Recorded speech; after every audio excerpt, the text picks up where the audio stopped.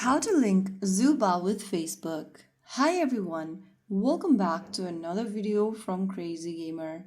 If you'd like to save your game progress, switch devices without losing data, or connect your game to social media for rewards and friends, here's how you can link Zooba with Facebook. First of all, launch open the Zooba game on your device, and once you're inside this lobby screen, go ahead and click on the gear icon at the top right corner. You'll then open up the settings menu.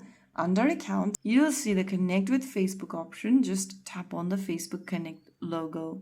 Now you'll need to enter your Facebook account's credentials.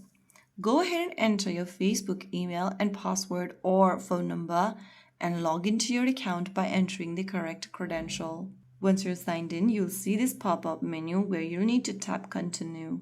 Right after you do that, you'll be able to link Zooba with Facebook. Once connected, your game progress will then be saved safely. You can recover your account anytime and play on different devices. So there you have it. If you found the video helpful, don't forget to like, share and subscribe to our channel. I will be back again in the next episode. Stay tuned and thanks for watching.